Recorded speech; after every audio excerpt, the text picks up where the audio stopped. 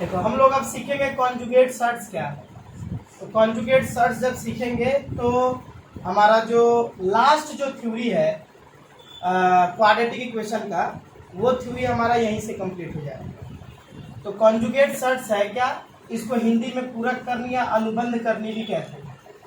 तो यहाँ पे हम डेफिनेशन लिखे हैं कि जिन दो मिश्र करणियों का योगफल एक शून्य विहीन मौलिक संख्या हो तो उन दो करणियों को एक दूसरे का पूरक करनी कहते हैं। मिश्र करनी तो हम समझाए भी हैं कि दो करनी माने एक मौलिक और अमौलिक संख्या का मिश्रण को मिश्र करनी कहेंगे, या दोनों का दोनों मौलिक अमौलिक संख्या हो तो भी उसके मिश्रण को हम लोग एक मिश्र करनी कहते हैं। मिश्र करनी मतलब करणियों का मिलावट, मिश्रण।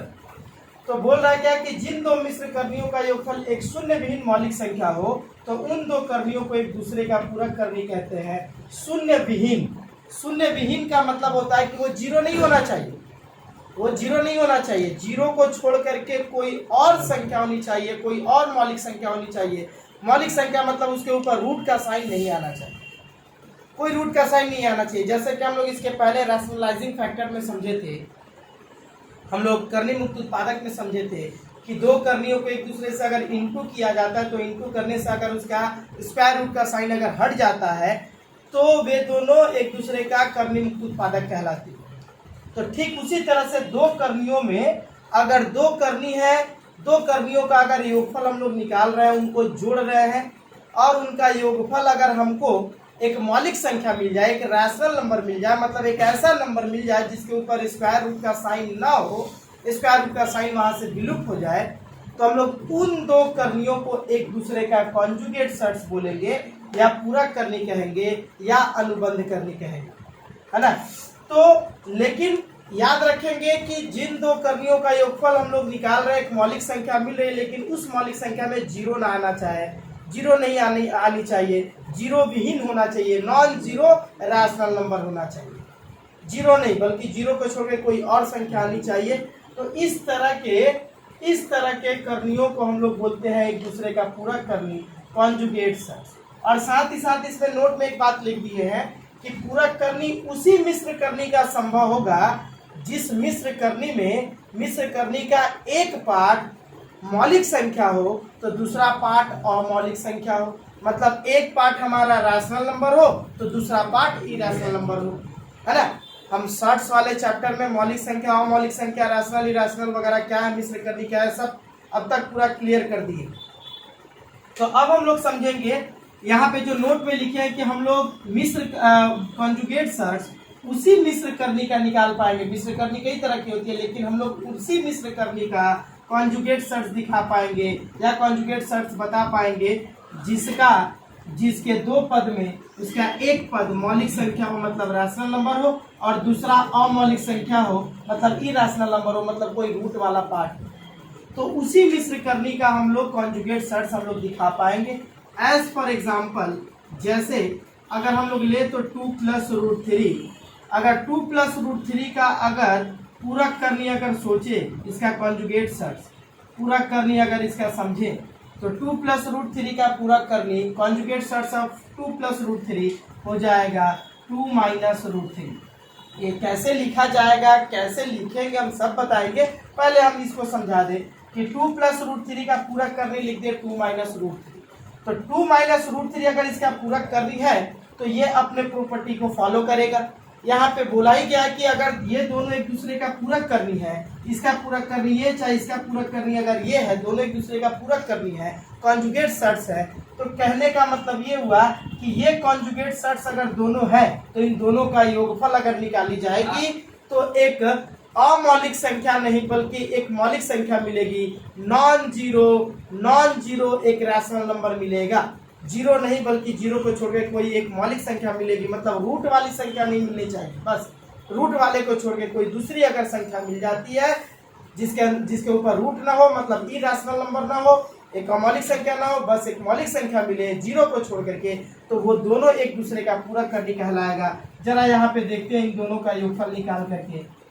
जैसे 2 + √3 है तो 2 + √3 से अगर हम 2 - √3 को अगर जोड़ते हैं तो देखते हैं कि इन दोनों का योगफल क्या निकल रहा है। तो √3 प्लस में और ये √3 माइनस में दोनों घट गया, घट के 0 हो गया, और ये दो दोनों जुड़ करके बन गया 4।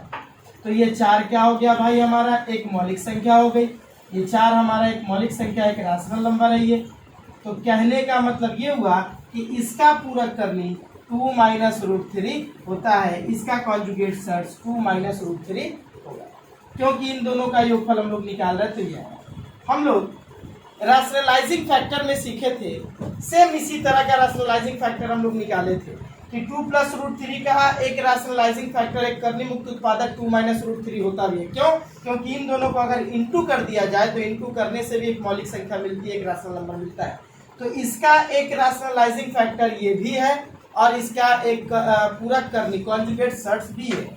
ये इसका एक रैशनलाइजिंग फैक्टर भी है, करनी मुक्त उत्पादक भी है, और साथ ही साथ ये इसका एक पूरक करनी भी है। रैशनलाइजिंग फैक्टर किसी भी मिश्र करनी का रैशनलाइजिंग फैक्टर 2 होता है। ये हम क्लास में समझा चुके हैं सर्ट्स वाले चैप्टर में कि इसका अगर हम लोग रैशनलाइजिंग फैक्टर निकालते हैं तो 2 होता है। एक तो ये होता है और एक तो और होता है। पहले वाले का साइन चेंज कर दे तो बन जाएगा, या दूसरे वाले का साइन चेंज कर दे तो बन जाएगा। तो दूसरे वाले का साइन चेंज करके बनाए हम एक तो और लिख सकते हैं -2 प्लस रूट 3। मतलब पहले वाले का साइन चेंज कर दिए तो 2 का साइन यहाँ पे प्लस था तो माइनस हो गया, तो -2 प्लस रूट 3 ये इसका एक रैशनलाइजिंग फैक्टर हो सकता है। तो अगर इसका एक रैशनलाइजिंग फैक्टर अगर ये है तो कहने का मतलब इसका एक रैशनलाइजिंग फैक्टर ये भी और ये भी है, करनी मुक्त उत्पादक ये भी और ये भी है। लेकिन इसका पूरक करनी सिर्फ ये माना जा रहा, इसको नहीं माना जा रहा।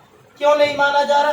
इसलिए क्योंकि इसके साथ जब इसका योगफल निकाल रहे हैं तो एक मौलिक संख्या मिल रही है, लेकिन इसके साथ जब इसका योगफल निकाल रहे हैं तो एक मौलिक संख्या नहीं मिलेगी। कैसे? यहाँ पे देखा जाए 2 प्लस रूट 3 के साथ हम 2 प्लस रूट 3 को यहाँ पे जोड़ रहे हैं।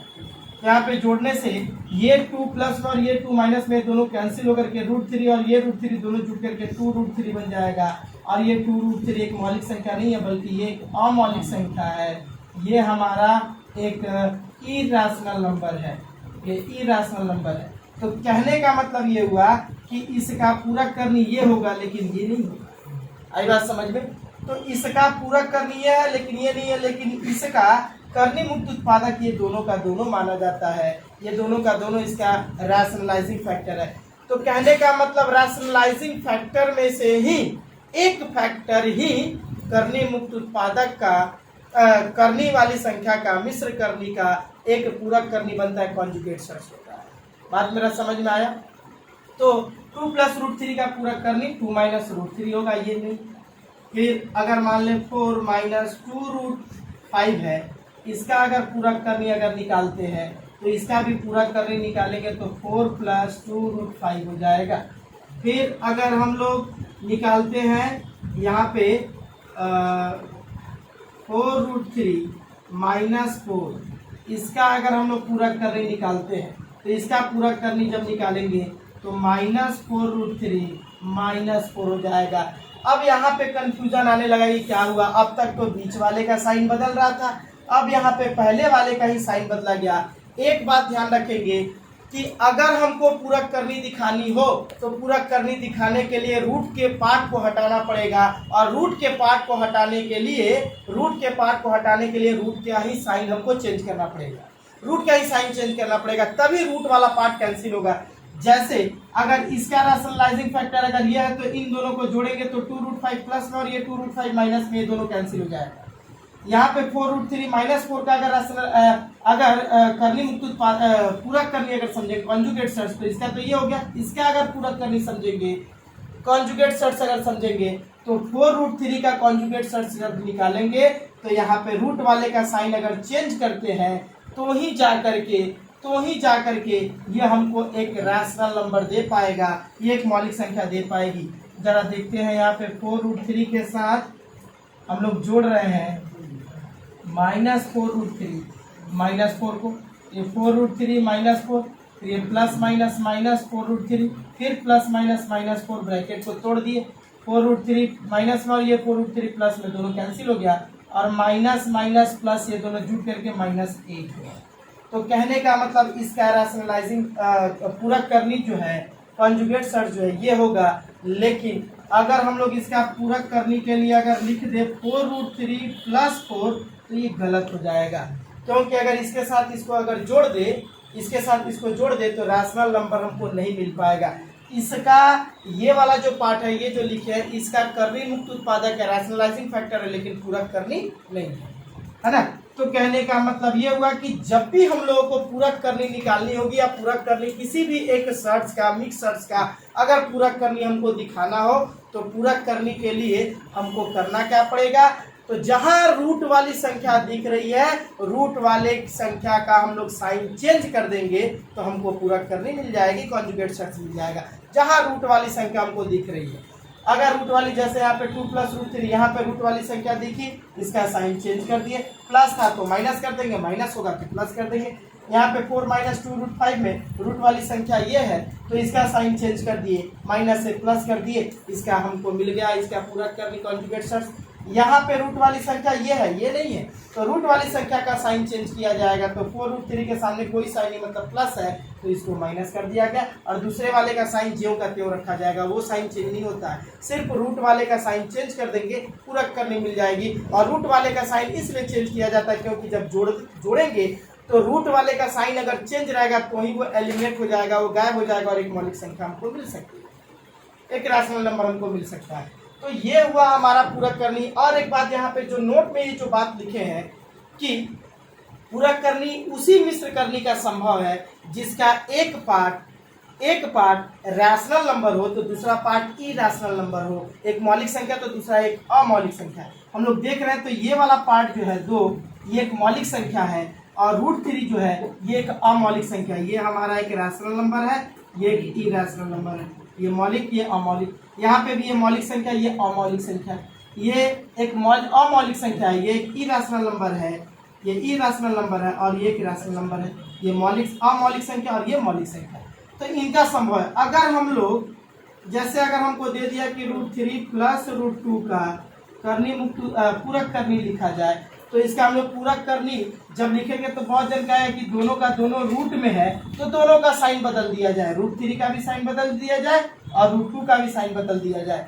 तो अगर इसका साइन बदलेंगे तो ये कैंसिल हो जाएगा, तो रूट का पार्ट हट जाएगा, लेकिन रूट का पार्ट हट करके 0 आ जाएगा, क्योंकि ये √3 कैंसिल, √2 भी कैंसिल हो जाएगा और कैंसिल होकर के 0 आ जाएगा। जबकि इसमें बोला गया है कि जिन दो मिश्र करनियों का योगफल एक शून्य विहीन मौलिक संख्या हो, 0 नहीं आना चाहिए, बस 0 नहीं आना चाहिए। अगर इन दोनों को अगर हम लोग जोड़े तो √3 + √2 के साथ जोड़ रहे हैं -√3 -√2 को, तो ये √3 + √2 +- -√3 फिर +- -√2, तो √3 माइनस में और ये √3 प्लस में घट गया, ये भी घट गया और घट हो गया 0, तो ये 0 आ गया। तो हम क्या बोले, मिश्र करनी उसी मिश्र करनी का हम लोग निकाल पाएंगे, कॉन्जुगेट शर्त से दिखा पाएंगे जिसका एक पार्ट रैशनल तो दूसरा इरैशनल होना चाहिए। दोनों अगर रैशनल पार्ट आ जाए तो उसका हम लोग कॉन्जुगेट शर्त नहीं दिखाएंगे, इसलिए क्योंकि इन दोनों का जब योगफल निकाला जाएगा, जोड़ा जाएगा तो 0 आ जाएगा, और 0 शून्य विहीन मौलिक संख्या अगर प्राप्त होता है तो ही वो पूरक करनी कहलाएगा दोनों एक दूसरे का, वरना नहीं कहलाएगा। तो ये पूरक करनी इसका पॉसिबल नहीं है। आई बात समझ में? तो ये हुआ हमारा क्या, कॉन्जुगेट शर्त। तो इसको हम लोग कहते हैं कॉन्जुगेट शर्त। कॉन्जुगेट शर्त उसी का पॉसिबल है जिसका एक पार्ट रैशनल तो दूसरा इरैशनल होगा। और जब भी हम लोग कॉन्जुगेट शर्त दिखाएंगे किसी भी मिश्र करनी का, तो रूट वाले पार्ट का साइन बस चेंज कर देना होगा, तो हमको मिश्र करनी का कॉन्जुगेट शर्त मिल जाएगा। अब हम लोग श्रीधर आचार्य का फॉर्मूला हम लोग पढ़े थे कि अगर कोई द्विघात समीकरण है x² + bx + c = 0, तो इस तरह का अगर कोई द्विघात समीकरण है, कोई क्वाड्रेटिक इक्वेशन है, तो x का वैल्यू निकालने का हमारा एक फॉर्मूला था -b ± √b² - 4ac/2, ये था। ये दो मान निकाल के देता था, कैसे, x = -b, प्लस वाले को लेकर के एक मान बना दिए b² - 4ac/2 है, और फिर x का दूसरा मान हमारा एक बार प्लस लेकर के एक बार माइनस लेकर के, तो -b root over b square minus 4ac/2a। तो ये हो गया हमारा x का दो मान। किसी भी क्वाड्रेटिक इक्वेशन का हमारा दो वैल्यू निकल के आता है जिसको कहा जाता है क्वाड्रेटिक इक्वेशन का दो रूट।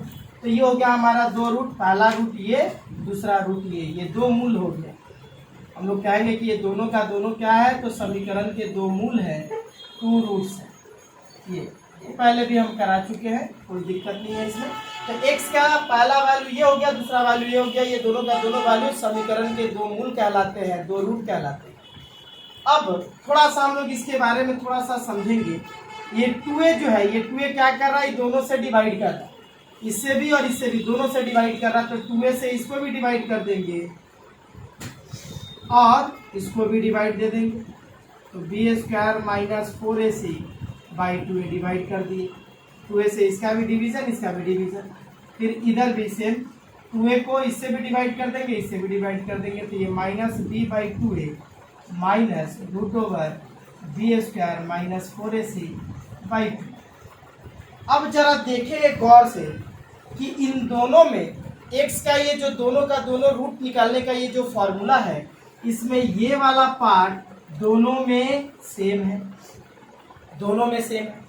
ये वाला भी पार्ट दोनों में सेम है पूरा, पहला first part, second part, first part, second part, दोनों में एकदम कॉमन है। लेकिन एक में प्लस के फॉर्म में है तो दूसरे के माइनस के फॉर्म में है, और साथ ही साथ जो सेकेंड वाला जो पार्ट है वो रूट के अंदर है। तो कहने का मतलब ये हुआ कि ये फर्स्ट वाला पार्ट जो है ये तो रूट के पार्ट में है नहीं। तो अगर ये रूट के पार्ट में नहीं है तो इसको हम लोग रैशनल नंबर कहते हैं, और ये वाला पार्ट अगर रूट के अंदर दिख रहा है तो इसको हम लोग इरैशनल पार्ट कहते हैं। ये इरैशनल नंबर हो गया। ठीक उसी तरह से ये हो गया हमारा रैशनल नंबर और ये हो गया हमारा इरैशनल नंबर।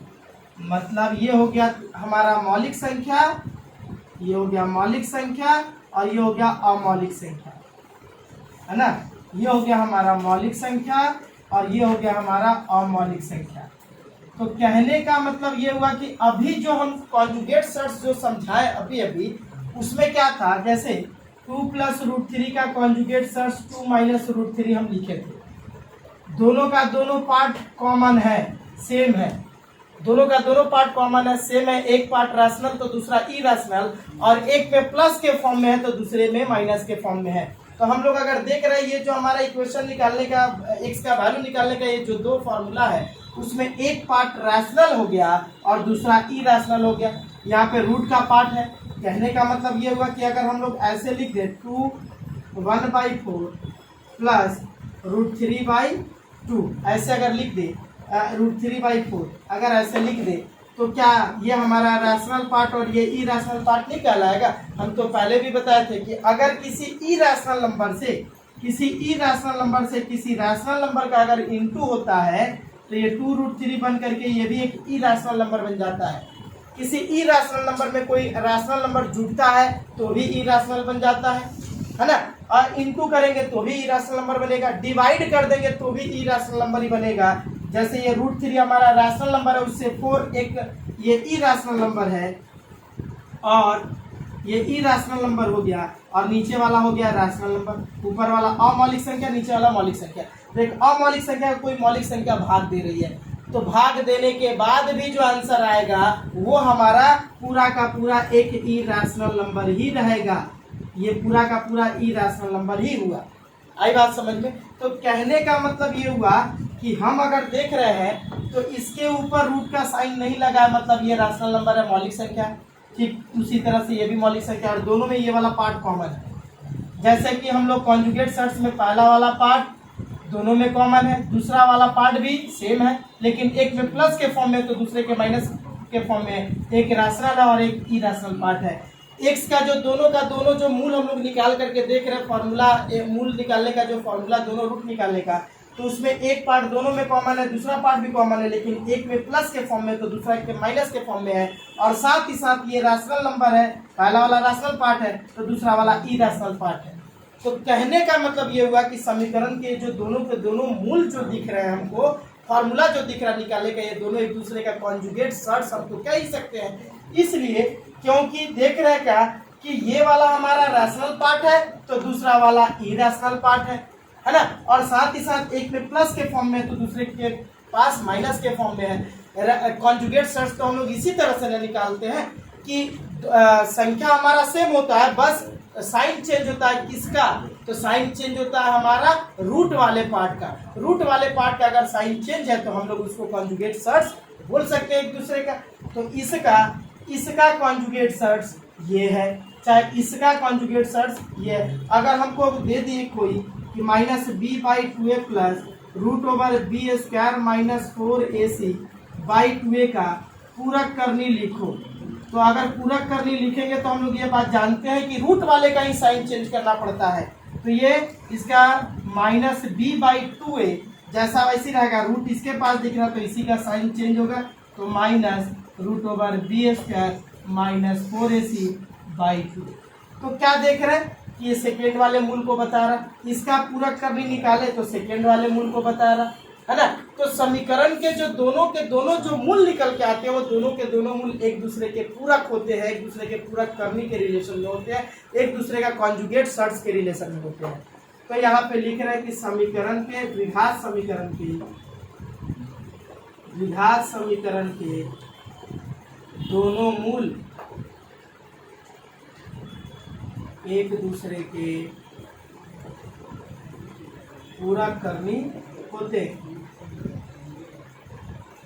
एक दूसरे के पूरक करनी होते। आई बात समझ में? द्विघात समीकरण का एक मूल जो है और दूसरा मूल जो है, तो द्विघात समीकरण का पहला मूल और दूसरा मूल दोनों मूल एक दूसरे के पूरक करने के रिलेशन में होते हैं, एक दूसरे का कॉन्जुगेट सर्च के रिलेशन में होते हैं। अब अगर मान लेते हैं कि हमको किसी इक्वेशन में, जैसे हम चैप्टर 1 का फर्स्ट सेट में हमें क्वेश्चन दिए थे कि एक इक्वेशन का द्विघात समीकरण का एक मूल 2 + √3 है, तो इक्वेशन बताया जाए कि क्या है। ये हमको एक रूट दे दिया, बोल रहा है क्या कि एक द्विघात समीकरण का एक मूल 2 + √3 है, तो उस द्विघात समीकरण का इक्वेशन बनाए, उस द्विघात समीकरण को बताए क्वाड्रेटिक इक्वेशन क्या होगा ये बताए। तो हम बताए थे, हम ये बात समझाए थे कि माने द्विघात समीकरण का अगर हमको इक्वेशन निकालना हो तो इक्वेशन निकालने के लिए समीकरण का दोनों मूल पता होना बहुत जरूरी है। अगर दोनों मूल पता हो जाए, दोनों का दोनों रूट अगर हमको पता हो तो हम लोग तुरंत इक्वेशन बना सकते हैं, हम लोग तुरंत निकाल सकते हैं कि समीकरण क्या होगा अगर दोनों रूट पता है तो। इस सब में हम देख रहे हैं क्या कि एक ही रूट दिया है, दूसरा रूट दिया नहीं है। तो एक रूट अगर दिया तो एक रूट से तो इक्वेशन बना नहीं सकते हैं, तो दूसरा रूट की भी जरूरत पड़ेगी।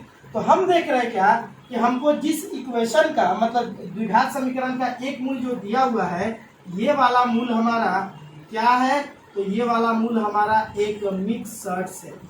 ये हमारा एक मिक्स सर्ट्स है, एक मिश्र करनी है, ये एक मिश्र करनी है। तो जाहिर सी बात है कि अगर करनी में रूट का मान दे दिया, रूट का मान अगर करनी में दे दिया, तो ये बात हम लोग अच्छी प्रकार से जानते हैं कि अगर करनी में अगर रूट का मान दे दिया, वो भी मिश्र करनी के रूप में, तो हम अभी ये थ्योरी, ये प्रॉपर्टी पढ़े क्वाड्रेटिक इक्वेशन का कि क्वाड्रेटिक इक्वेशन का दोनों मूल एक दूसरे का कॉन्जुगेट सर्च होता है। तो अगर एक मूल 2 + √3 है तो इसका कॉन्जुगेट निकल के जो आएगा वो इसका दूसरा मूल बन जाएगा, क्योंकि हम लोग देख रहे हैं कि दोनों का दोनों मूल एक दूसरे का कॉन्जुगेट में है, एक दूसरे कॉन्जुगेट के रिलेशन में है।